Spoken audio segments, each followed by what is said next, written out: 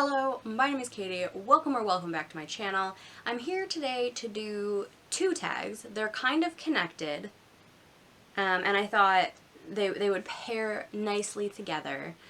It's probably going to take me some time to get through these though, so let's just hop right in.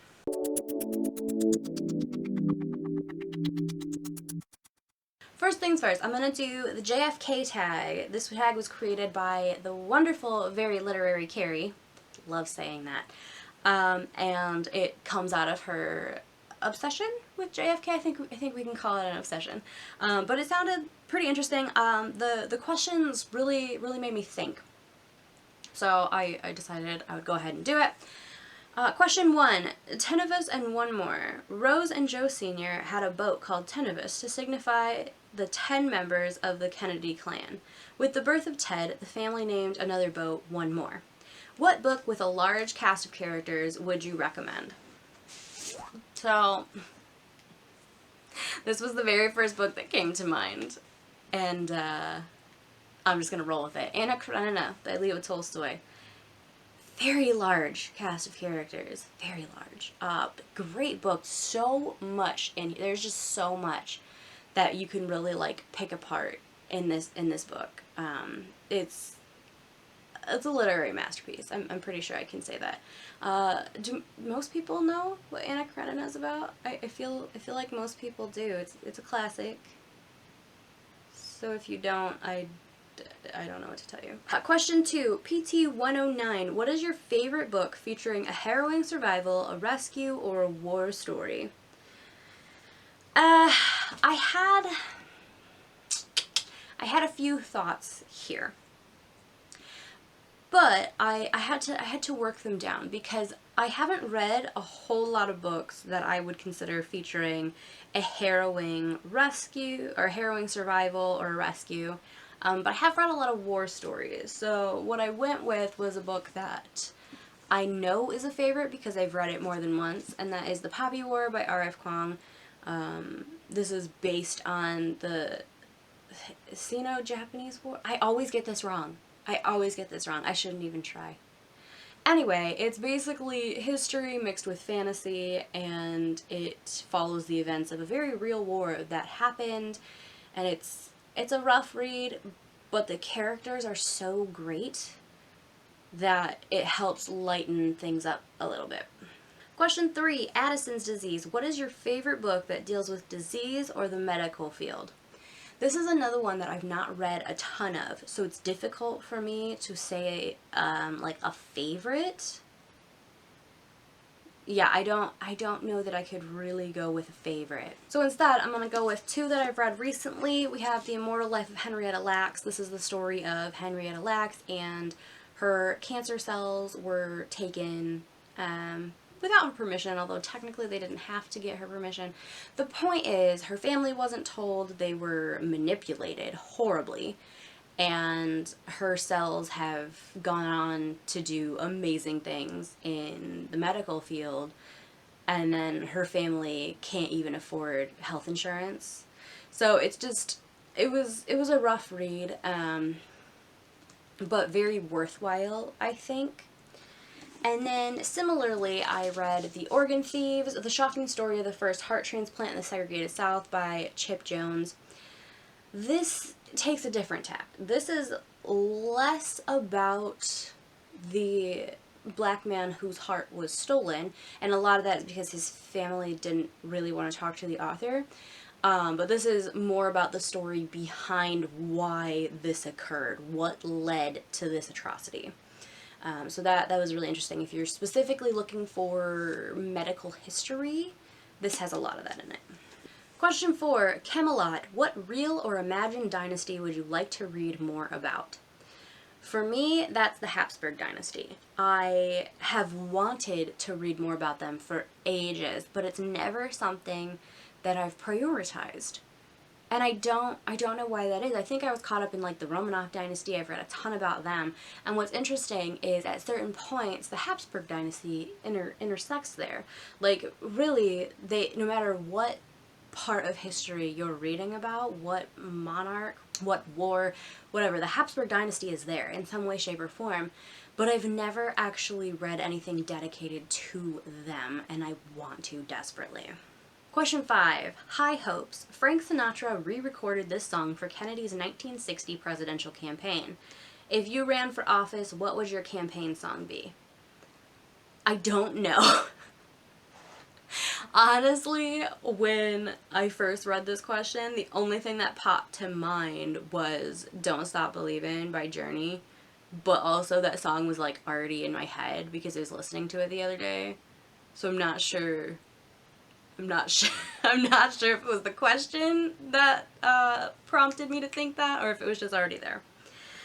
Question 6. We choose to go to the moon. Name the last book you read that was set in space. I actually forgot to grab this book, and I'm currently reading it. I've honestly been like reading bits and pieces of it since June. It's not that the book's not interesting, it's just that it was the last book I was trying to get to on my June TBR, and then I was trying to focus on other things in July, but I still didn't quite want to put that one down, so I kept picking a few pages up here and there. And then the same thing happened in August, but that is Gideon the Ninth by Tamsin Muir. It's lesbian necromancers in space, okay, that's what it is. And it's very good. It's funny. The writing style is a little different. The dialogue is a little unique, but I'm enjoying it a lot. Question 7. Coconut. The coconut shell JFK carved a rescue message on during the PT-109 incident was encased in plastic and used as a paperweight in the Oval Office. Do you have any neat desk items or mementos? No. So I've moved a lot, right? And then I'm not a very sentimental person anyway. So I have some like birthday cards. I have I had sent my aunt a card when her husband died. And her husband was also in the military, and then I was still currently active duty when he died, and I couldn't get home for the funeral, but I sent her a condolence card anyway, and she sent me a card back. It was it was like it had a picture of him on it and like some words about his life, or I'm not sure what those are called, but she wrote in there that Uncle Gary was so proud of me, and I won't ever get rid of that. Like, that's one memento I think that I'll probably always hang on to, because it made me cry when I got it, because my Uncle Gary and I were not that close, but we were also the only two, at least that I know of, who had been in the military, so like, to hear that he was proud of me and what I had achieved really, really meant a lot. Okay, moving on to happier things. Question 8, scandal. What personal or political scandal would you like to read more about? This is one of those things that I don't think I have a good answer for, because I'm not that into scandals. Like, I usually don't care. Like, I just don't care that much about things that are considered scandalous. I guess I don't know a whole lot about the Watergate scandal, but that goes into, if I wanted to learn more, I probably would have done it already. I recently listened to a couple podcasts about Bill Clinton's sex scandal. That was interesting. But yeah, I don't really have a good answer for this one, but if you have a scandal that you think is really interesting, let me know and I might go look it up. Question 9, Peace Corps. What book made you a better person? So this is maybe a questionable choice. But we're gonna roll with it. This falls under, I found this at the exact time that I needed it. And that is The Subtle Art of Not Giving a Fuck by Mark Manson. I know, like, people are sick of the self-help books with curse words in the title, but to be fair, I think this was one of the first that did it. And I'm not really a self-help kind of person, but at the time, I needed to hear the things this book had to say. And it has helped me so much in controlling my anxiety. Like, ever since then, I feel like I've become a much more relaxed person. I can, like, just roll with it. I can go with the flow so much more. And it's just made me better as a human being, I think. I have an easier time just letting things go. and I am pretty grateful, actually, to this book. There's like a sequel, I guess, that Mark Manson wrote, and I had it, but I got rid of it because I just knew I wasn't ever gonna read it, and I was also a little bit afraid that if I read that, it might take something away from how I feel about this one. I don't know if that makes any sense, but that's where we are. And finally, question 10, conspiracy. What are your thoughts on the Kennedy assassination? So to be fair, I don't think I've had many thoughts about the Kennedy assassination, other than, wow, what a horrible tragedy. I'm going to be honest, as far as conspiracy theories go with it, I totally buy, like, a lot of them. I really do, because I can't tell you, like, the things I've heard, like, Kennedy was a commie and stuff like that. Like, it really wouldn't surprise me if it was, like, some kind of government conspiracy or whatever. Like, I wouldn't be shocked. But as far as do I have any, like, independent thoughts about it? No. No, I don't. Okay, so that was the JFK Tag by Very Literary Carrie. That was fun. Coming up with some of the books for that. I think I've talked about books that maybe I don't normally talk about on this channel, and that was interesting. I liked that. Okay, moving into the next tag. This is the K book tag. Very Literary Carrie kindly tagged me in this, because my name starts with a K. Anyway, the original was created by Jim's Books, Reading, and Stuff. He is apparently doing, like, an entire series, like, every letter of the alphabet. Obviously, K is the one for me. This is going to be kind of interesting because I don't really have answers for some of these, but at the end, I'm going to kind of go through all the authors that I do have whose names start with K, or their last names start with K. I think a couple of them, their first names start with K too. So that'll be fun, so stay tuned for that. The prompts. First, K is for The Kite Runner. Have you read The Kite Runner? What did you think of about the book? So probably close to 7 years ago now, I rented or borrowed The Kite Runner from the library, and I read it, and the only thing I remember about was, like, feeling, like, in physical pain. It was such a rough read. I have, however, recently read A Thousand Splendid Suns by the same author, Khaled Hosseini, and I really enjoyed that, to the point where I think I'm going to do a reread of The Kite Runner, just so I can have more recent thoughts about it. Next question. K is for Kafka. How has a writer who never finished a novel so permeated our culture as to have an adjective named after him? And then, which is your favorite of Kafka's novels? I don't know. Okay, the only thing I think it's Kafka has a short story about a man who turns into a bug. Metamorphosis, is that what it's called? I hated it. I hated it so much. And I've never had any real desire to read anything else by Kafka, but because of this, that's why I have the books that I'm going to show you that are K authors that I do love at the end. Next up, K is for King. Which is your favorite novel by Stephen King? I don't like Stephen King. He's a misogynist, and I have no interest in reading any of his books. K is for Kennedy. Have you done the JFK tag created by Very Literary Carrie? Why, yes. Yes, I have. Next up, K is for Kirk. Who is your favorite Star Trek character? Oh, Spock. Hands down. Man, it doesn't matter. The original, Next Generation, the movies, Spock is always my favorite character. Next question. K is for Korea. Can you recommend a book or author from Korea, either North or South? No. I can't recommend any, but there's two that I have my eye on. The first is Crying in H Mart by Michelle Zauner, and then My Year Abroad by Chang-Rae Lee. These are two that they've been on my radar that I want to get to, but I just haven't made the time because there are just too many books. There are too many books, and I don't have enough time to get through all of them. Next up, K is for Kindle. What are you currently reading on your Kindle? Right now, I'm actually not. Well, kind of. I started Cloud Cuckoo Land by Anthony Doerr, and so, like, I'm kind of reading that. a little bit here and there. It hasn't actually released yet at the time I'm filming this, and I'm not supposed to talk about like reviews or anything for it until 2 weeks before the release date. So I'm not like pushing myself to read it super fast. So I guess I'm kind of reading that. And then I just finished Parable of the Sower by Octavia E. Butler last night. I was reading that on Kindle. Next, K is for killer. What book from your reading took you into the mind of a killer? So I was trying to think. And I know I have a couple of like true crime type books, but I don't think they really took me into the mind of a killer per se. Maybe they did, and I'm just not remembering correctly.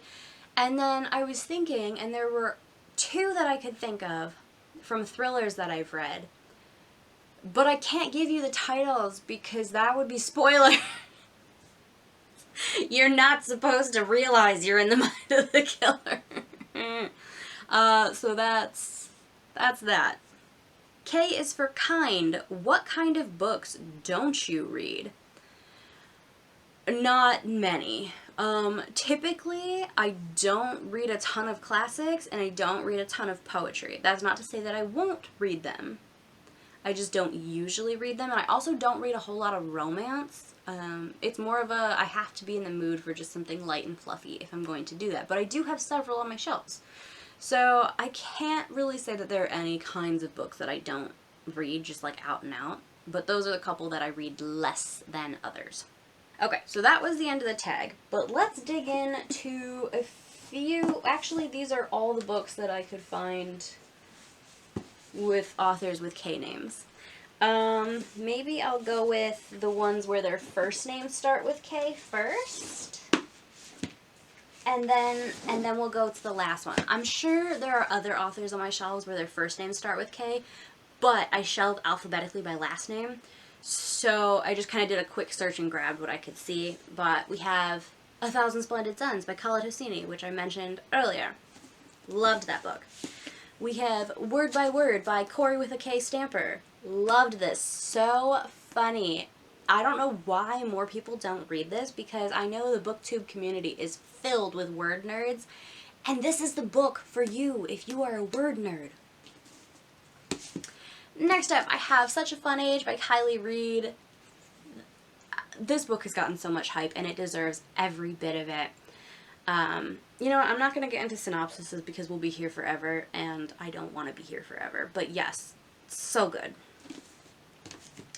Then I have The Nightingale by Kristin Hanna. This is also an extremely hyped World War II historical fiction, and in my opinion, this deserves all the hype it gets as well.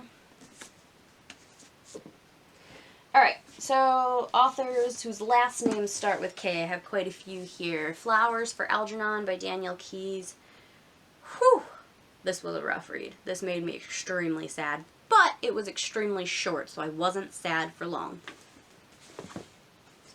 Then we have The Poppy War by Rf Kwong, which I think I've already shown in this video. We have Nevernight by J. Kristoff. I also have Illuminae, the series by J. Kristoff and Amy Kaufman. Kaufman spelled with a K. I should have pulled that down, but I forgot. I have Pretty Little Wife by Darby Kane. This was a really good debut thriller, in my opinion. We're almost done. We're almost done. I have The Plot by Jean Humph Korelitz. I enjoyed this a lot as well. We have The Book of Longings by Sue Monk Kidd. This was so much better than I was expecting it to be. So much better. And then I have a couple nonfiction here, which is good because my battery's about to die. The Disappearing Spoon by Sam Kean. I have several other books by Sam Kean. I just haven't read them yet. But this was really good. It's just kind of like a short story collection of various histories behind scientific discoveries, or just fun stories that are connected with various scientific discoveries. I really enjoyed this. And then I have Physics of the Future by Michio Kaku. I have so many. I think I have all the books that this man has written. I've only read this one though. I need to get on the others because I really, really enjoyed this one as well. Okay, so that is it for the dual tags and all the K books that I now have to take back down the stairs and put on my shelf. Anyway, I hope you enjoyed this. Thank you for watching. I hope to see you soon. Bye.